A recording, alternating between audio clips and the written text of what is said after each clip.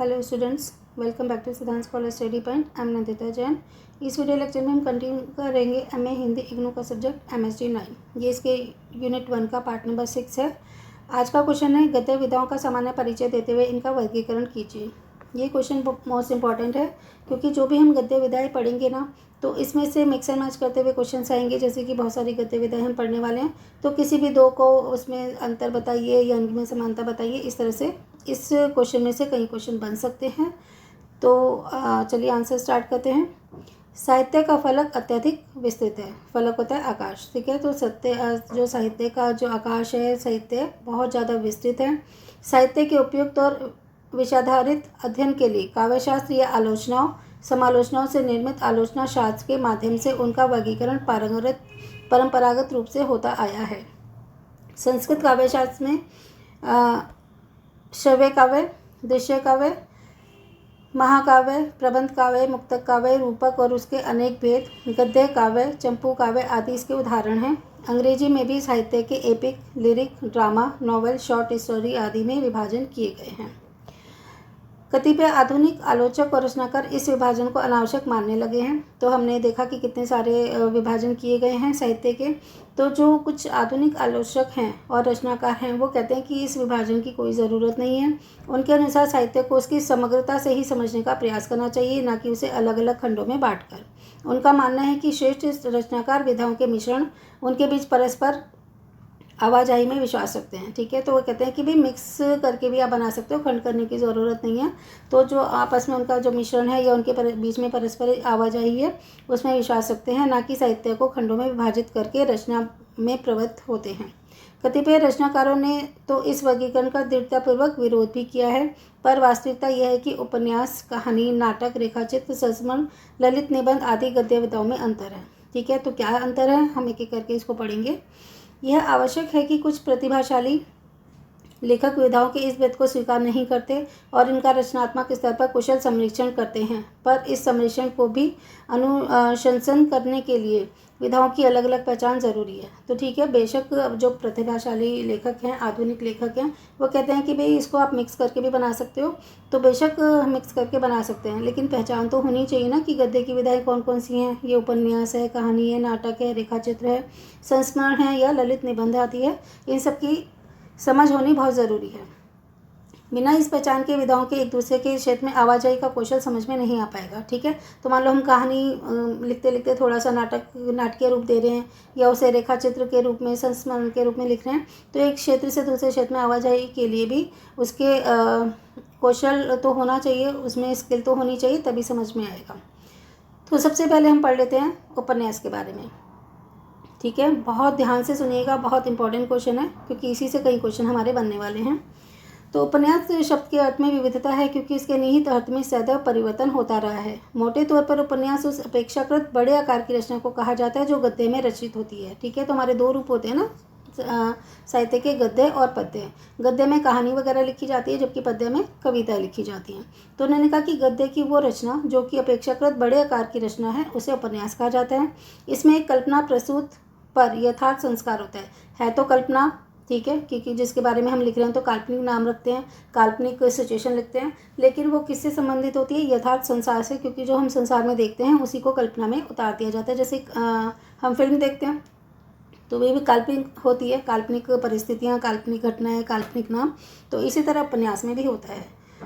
और जो नवीन होती है, जो मतलब संसार में जो चल रही होती हैं, कल्पना प्रसूत होती हैं, लेकिन नवीन होती है, नई तरह की होती हैं। तो इसमें संदेह नहीं कि उपन्यास जैसी सतत विकासमान विधा को इस स्थूल परिभाषा में समेटा नहीं जा सकता, बस क्योंकि उपन्यास की एक सतत विकासमान विधा है, तो हम एक छोटी सी परिभाषा में हम उसको समेट नहीं पा रहे हैं। पर पहचान की दृष्टि से भी उसकी सीमाएं स्पष्ट हैं। इसके आकार की कोई सर्वमान्य सीमा निर्धारित नहीं की जा सकती। इसका अधिकतम आकार दें तो कुछ भी हो सकता है। न्यूनतम आकार की सीमा के बारे में भी कोई सुनिश्चित शब्द संख्या निर्धारित नहीं की गई है, ठीक है। तो अधिकतम, न्यूनतम कितने वर्ड्स होने चाहिए, कितनी संख्या होनी चाहिए, कि कितने शब्दों में लिखा जाना चाहिए, तो उसकी कोई निर्धारित सीमा नहीं है। E.M. फोस्टर ने उपन्यास की निम्नतम आकार सीमा 50,000 शब्द मानने का सुझाव दिया है, पर यह मानने योग्य सुझाव भरी है। उन्होंने कहा कि 50,000 होने चाहिए कम से कम। G.A.B. प्रिस्ले के विचार के अनुसार उपन्यास काल्पनिक पात्र और घटनाओं के लेस गद्य कथा है। इसे जीवन का एक बड़ा दर्पण कहा जा सकता है। तो हो सकता है कि भाई वो कहते हैं कि भाई इसमें ज़्यादा भी हो सकते हैं, कम भी हो सकते हैं। ठीक है।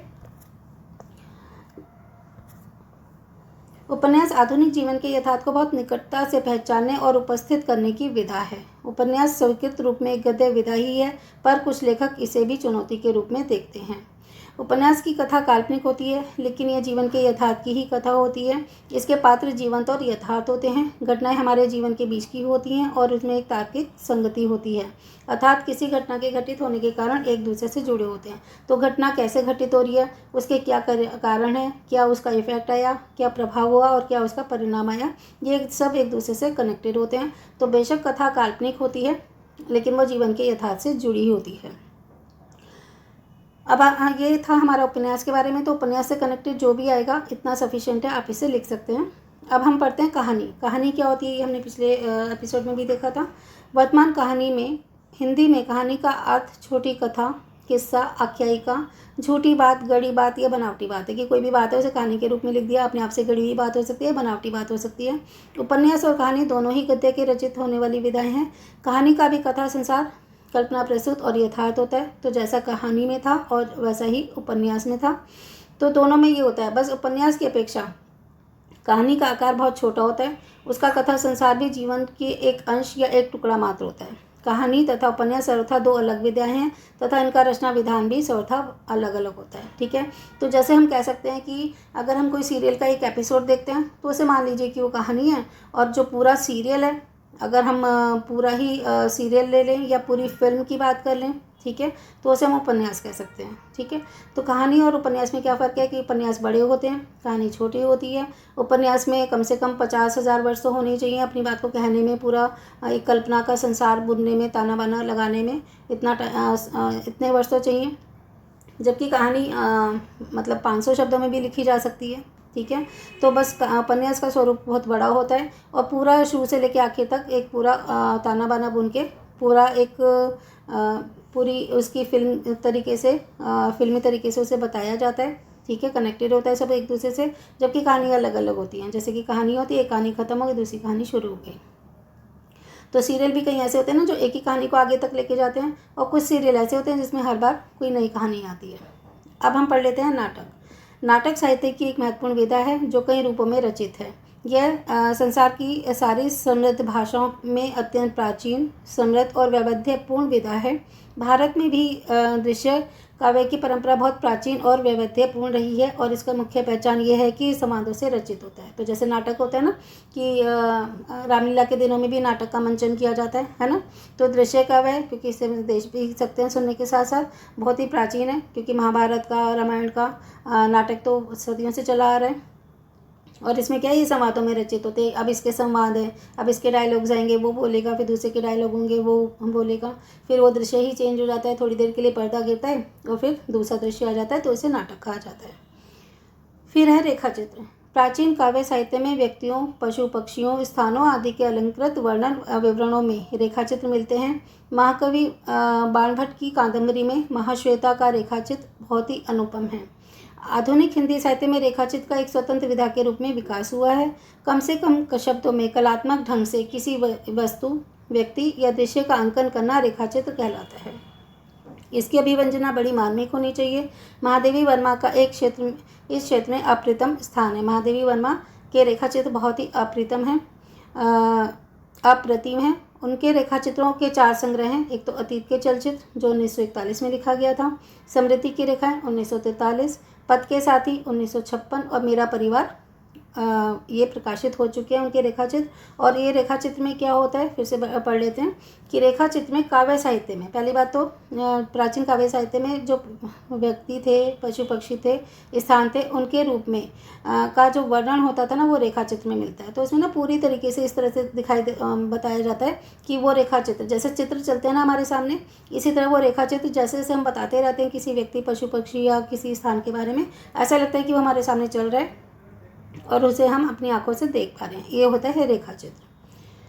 फिर है हिंदी के रेखाचित्र साहित्य की श्रीविधि में श्री महादेवी वर्मा ने अत्यधिक महत्वपूर्ण योगदान दिया है। यद्यपि महादेवी के रेखाचित्रों की विधा के संबंध में विद्वानों में पर्याप्त मतभेद रहा है। इन्हें निबंध, संस्मरण और कहानी में से भी एक की संज्ञा दी जाती रही है। कोई कहता है ये निबंध है, कोई कहता है संस्मरण। संस्मरण होता है जो चीज़ बीत चुकी है ना, तो हम उसको अगर कॉपी पे लिख के बता देते हैं, प्रकाशित करवा देते हैं कि हमारे साथ साथ ये हुआ था, तो हम उसको मेमोरी, हमारी पुरानी मेमोरी है, हम उसके बारे में लिख रहे हैं, तो उसे संस्मरण कहा जाता है। या फिर कहानी, इसकी भी कोई भी संज्ञा दी जाती रही है महादेवी वर्मा के रेखाचित्रों को उस टाइम के विद्वानों के द्वारा। किंतु अधिकांश विद्वान उन्हें संस्मरणात्मक रेखाचित्र ही मानते हैं कि संस्मरण तो हैं, लेकिन वो रेखाचित्र की तरह से, वो हमारे सामने इस तरह से चल रहे हैं जैसे कि एक फिल्म चलती आ रही है। अपने संपर्क में आने वाले शोषित व्यक्तियों, दीनहीन नारियों, साहित्यकारों, जीव जंतुओं आदि का संवेदना मूलक चित्रण उन्होंने अत्यंत मार्मिक रूप से किया है। उनकी संवेदना की कवित्वपूर्ण शैली के माध्यम से गर्त कर देने में उन्हें विशेष कौशल प्राप्त है। तो अपनी संवेदना की जो उनके अंदर जो सिंपैथी होती थी ना, सहानुभूति होती थी, उसको उन्होंने कविता के रूप में इस तरह से प्रस्तुत किया है कि वो चीज़ सब कुछ हमारे सामने चलती हुई प्रतीत होती है। तो इसमें उन्हें विशेष कौशल प्राप्त है। वे साहित्यकार होने के साथ साथ चित्रकर्मी भी हैं। फलस्वरूप उनके रेखाचित्रों में चित्र उपमता का गुण अनायास ही समाविष्ट हो गया है। क्योंकि महादेवी वर्मा जी हैं तो बहुत बड़ी साहित्यकार, लेकिन साथ ही वो चित्रकर्मी भी हैं। उन्होंने बहुत अच्छे रेखाचित्रों का संग्रह किया है। तो 4 रेखाचित्र तो उनके अभी हमने ऊपर पढ़े हैं, वो नाम है, आप याद कर लीजिएगा, इम्पॉर्टेंट है। फलस्वरूप उनके रेखाचित्रों में चित्र उत्तमता का गुण अनायासी समाविष्ट हो गया है। तो ये था रेखाचित्र की विशेषताएं। अब हम पढ़ लेते हैं आत्मकथा। आत्मकथा का नायक लेखक स्वयं होता है। ठीक है, ऑटोबायोग्राफी लिखी जाती है ना, खुद की अपने बारे में लिखना, कि अगर आप अपने बारे में कुछ लिखना चाहते हो, कैसे आपका जीवन बीता है, क्या क्या आपने संघर्ष देखे हैं, किस किस ऊंचाइयों तक आप पहुंच गए हो, तो जो लेखक अपने बारे में लिखता है उसे आत्मकथा कहा जाता है। आत्मकथा में लेखक अपने बीते हुए जीवन पर दृष्टि डालता है, अपने अतीत का विश्लेषण करता है। आत्मकथा में सब कुछ तथ्य ही अपेक्षित होता है, कल्पना के लिए उसमें कोई जगह नहीं होती, क्योंकि इसमें कल्पना नहीं होती। इसमें तो जो हमारे साथ बीता है उसे हमने बताया है। बस लिखने का एक तरीका होता है कि लोगों की, पाठक की रुचि उसमें बनी रहे। आत्मकथा का सबसे बड़ा गुण लेखक की ईमानदारी माना जाता है, और वह न तो अपने जीवन से संबंधित कोई तथ्य छिपाता है और ना ही आत्म प्रशंसा के लिए प्रचंड प्रयास करता है। तो जो चीज़ जैसी है ना वैसे ही लिखते चले जाना, ना तो कोई ये कि भाई कोई ऐसी इंसिडेंट है जिसको वो छुपा रहा है। आत्मकथा में कुछ छुपाना नहीं होता, ना ही कल्पना दिखानी होती, ना ही अपनी आत्म प्रशंसा की जानी होती। यह है कि सिंपल व्यक्ति हैं और उनके बारे में लिखा जा रहा है। तो ये बस ये है कि ये फ़र्क होता है कि इसमें लेखक अपने बारे में लिखता है, किसी और के बारे में नहीं, सिर्फ अपने बारे में। अब हम पढ़ लेते हैं संस्मरण क्या होते हैं। संस्मरण एक साहित्यिक विधा है जिसमें लेखक उन्हीं तथ्यों का वर्णन करता है जो वास्तव में घटित हो चुके हैं। संस्मरण होता है वही मेमोरी, जो हम कोई चीज़ याद करते हैं और उसके बारे में लिख देते हैं। तो उसे अपनी कल्पना शक्ति का सहारा लेकर कुछ भी नहीं करने की छूट होती है। विस्तार संस्मरण की विशेषता है। जीवन में घटित हो चुके प्रसंगों को याद करते समय लेखक उसने रुचिकर बनाकर प्रस्तुत करता है। तो बस इतना है कि इसे थोड़ा सा इंटरेस्टिंग बनाए कि हम एक बार वहाँ गए थे, हमने ये सब देखा वगैरह वगैरह, तो उसको थोड़ा सा रुचिकर, क्योंकि पाठक की रुचि बनी रहनी चाहिए। अगर पाठक की रुचि ही नहीं होगी तो फिर वो नहीं पढ़ेगा। और आत्मकथा में क्या है कि आत्मकथा कोई तब लिखता है जब बहुत ऊंचाइयों तक पहुंच जाता है, क्योंकि कोई भी किसी की आत्मकथा क्यों पढ़ेगा जब इसमें कोई विशेषताएं होंगी। ठीक है, तो उसमें तो वैसे ही जानने के बारे में उत्सुकता रहती है। लेकिन अगर संस्मरण लिख रहे हैं तो हमें थोड़ा सा उसे रुचिकर बनाना पड़ता है और अपनी कहानी कहने के समान बातचीत उपयोग करता है। इसमें वर्णन में बदलाव आता है। संस्मरण लेखक को यदि अपने संबंध में लिखा गया है तो वह आत्मकथा के तौर पर, और यदि अन्य व्यक्तियों के संबंध में लिखता है तो वह जीवनी के निकट होता है। तो जीवनी और आत्मकथा में क्या फ़र्क है। आत्मकथा तो हमने पढ़ा है कि अपने बारे में लिखना, तो अगर कुछ बातों को याद करते हुए लेखक अपने बारे में लिखता है तो उसे आत्मकथा टाइप का कह सकते हैं, और अगर किसी और के बारे में लिखता है तो उसे जीवनी कहते हैं। ये 2 प्रकार के संस्मरण को अंग्रेजी में क्रमशः रेमिनिसेंसेस एंड मेमोइर्स कहा जाता है। अब हम पढ़ लेते हैं ललित निबंध क्या होते हैं। ललित निबंध होते हैं। ललित निबंध एक प्रकार का एक निबंध होता है। ये व्यवस्थित और महत्वपूर्ण विधा के रूप में इसकी पहचान सर्वप्रथम आचार्य महावीर प्रसाद द्विवेदी के निबंधों में दिखाई पड़ती है। अशोक के फूल, कुटज और कल्पलता संस्कलनों में निबंध सर्वप्रथम इस विधा के प्रतिदर्श बने। चेतना की उन्मुक्त उड़ान की ललित शैली में अभिव्यक्ति को ललित निबंध कहा जाता है। इसके विषय में कोई बंधन नहीं होता, ना ही उसकी कोई सीमा निर्धारित होती है। तो क्या है ललित निबंध? ये एक प्रकार का निबंध ही होता है जो बहुत ही व्यवस्थित और महत्वपूर्ण तरीके से लिखा जाता है। सबसे पहले महावीर प्रसाद द्विवेदी ने निबंध लिखे थे। उनके निबंधों में हैं अशोक के फूल, कुटज और कल्पलता। इसमें चेतना की उन्मुक्त उड़ान होती है। ठीक है, तो निबंध की तरह से ही हो जाता है ललित निबंध, बस इसमें चेतना की उन्मुक्त उड़ान होती है और ललित शैली में लिखा जाता है, अभिव्यक्ति की जाती है इसमें किसी चीज़ के लिए, तो एक तरह से वो निबंध हो जाता है। इसमें विषय का भी कोई बंधन नहीं है, आप किसी भी विषय पर ललित निबंध लिख सकते हैं और ना ही इसमें कोई सीमा निर्धारित की गई है कि कितना लिखना है। छोटा भी हो सकता है, थोड़ा बड़ा भी हो सकता है। गद्य की अन्य विधाओं में एक और है फीचर। फीचर हिंदी साहित्य की एक नवीन विधा है। फीचर शब्द का साहित्य में अधिक विवरण उपलब्ध नहीं है। इसका सर्वोत्तम प्रयोग बीबीसी और ऑल इंडिया रेडियो द्वारा दिए जाने का साक्ष्य मिलता है। डॉक्टर सिद्ध कुमार नाथ के अनुसार 20वीं सदी के चौथे दशक के आसपास बीबीसी लंदन के नाट्य विभाग ने तथ्य आधारित सूचना पर आधारित रचना के लिए फीचर नाम से डॉक्यूमेंट्री का शुभारंभ किया था। एक छोटी सी डॉक्यूमेंट्री फिल्म बनी थी फीचर के नाम से। यह कार्यक्रम विशेष अवसरों पर प्रसारण के लिए तैयार किया जाता था। हिंदी में भी जब आकाशवाणी के माध्यम से ऐसे कार्यक्रमों जिसमें कि जैसे स्वाधीनता दिवस हो गया, रविंद्र दिवस हो गया, प्रसाद जयंती वगैरह, ठीक है, जो राजेंद्र प्रसाद हैं, रविन्द्रनाथ टैगोर हैं, तो रविंद्र दिवस हो गया, प्रसाद जयंती हो गई, इनकी आवश्यकता पड़ी तो ऐसे में ना एक फीचर बना के रख लिया जाता है। तो बीबीसी के अनुकरण रेडियो फीचर तैयार हुए और प्रसारित किए जाने लगे। रेडियो पर जो ऑल इंडिया की तरफ से जो एक प्रोग्राम आता है उसकी तरफ से रेडियो फीचर तैयार किए जाने लगे जो विशेष अवसरों पर ही चलाए जाते थे। आरंभ में फीचर प्रोग्राम का अर्थ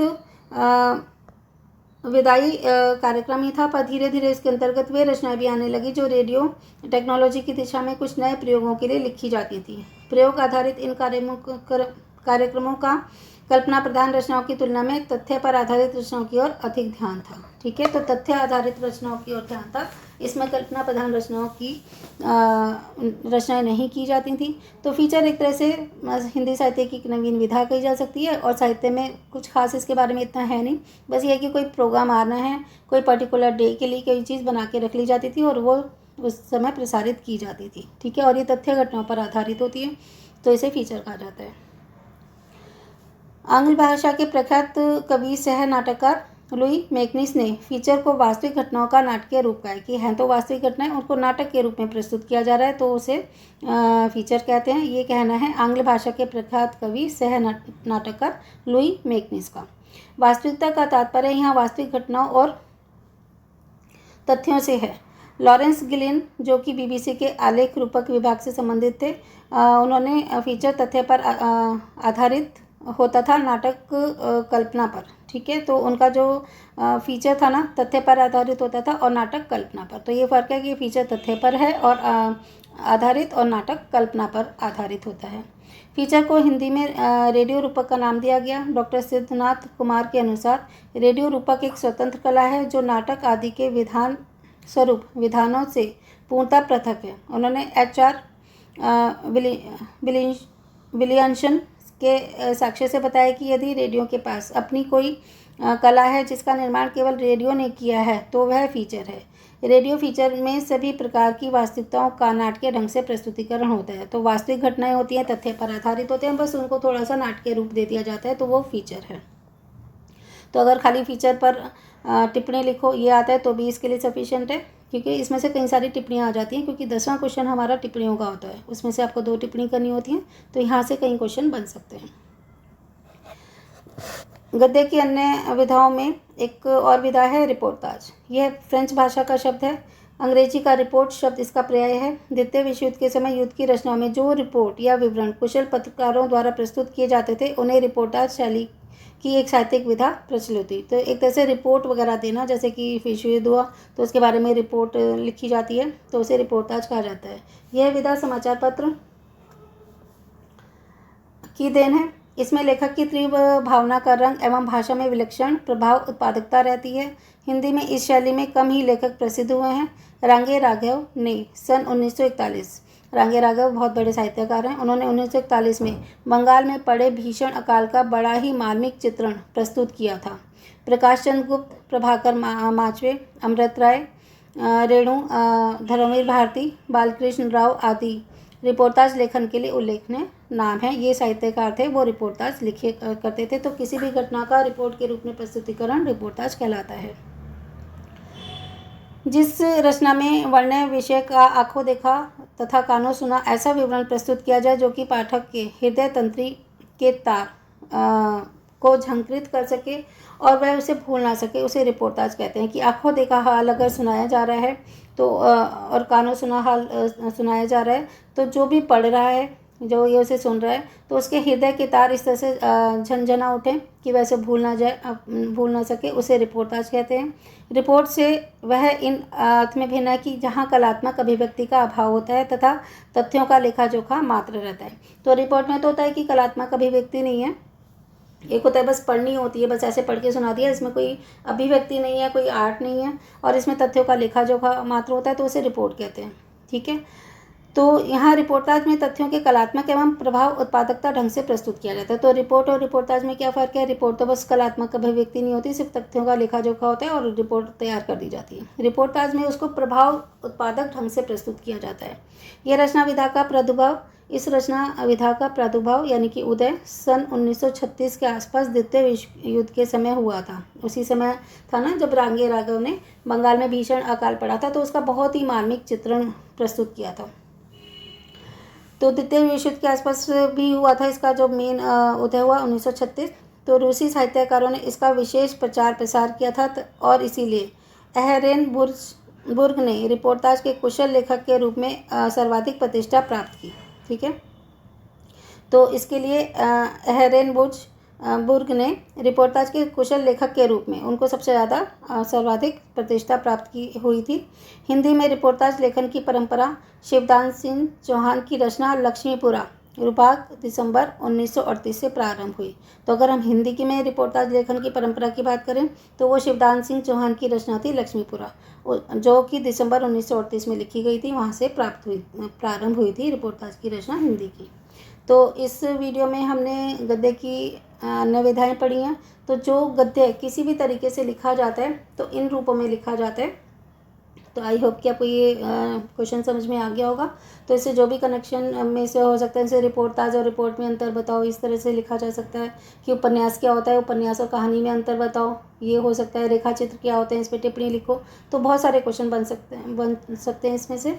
तो आज हमारी फर्स्ट यूनिट पूरी हो गई है। जितने भी क्वेश्चन प्रीवियस ईयर में आए हुए थे वो मैंने करवा दिए हैं और बाकी जो इंपॉर्टेंट क्वेश्चन वो लगे वो मैंने करवा दिए हैं। इसके अलावा आप अपनी बुक तो पढ़ते ही रहिएगा, ऐसा नहीं हो कि भाई खाली अपनी वीडियोज़ पे डिपेंड रहे। हाँ, जो इम्पोर्टेंट पार्ट था वो हम कर चुके हैं, बाकी जो और क्वेश्चन है टोटल इस यूनिट में बुक में 17 क्वेश्चन दिए हुए हैं, लेकिन वो आप आगे देखोगे तो यही होगा कि इसके साथ उसका अंतर बताइए वगैरह वगैरह, तो आप उन्हें भी देख लीजिएगा। और अगर मुझे टाइम मिला तो वो सारे क्वेश्चन मैं धीरे धीरे अपलोड कर दूँगी। बट अब हम जो पहले करेंगे मेन है हमारी सेकेंड यूनिट, उसमें से भी 1 या 2 क्वेश्चन आते ही है। टोटल 5 यूनिट हैं, हमें पता है। तो टोटल 10 क्वेश्चन आते हैं। तो हर यूनिट से एवरेज निकालें तो 2 क्वेश्चन आते हैं।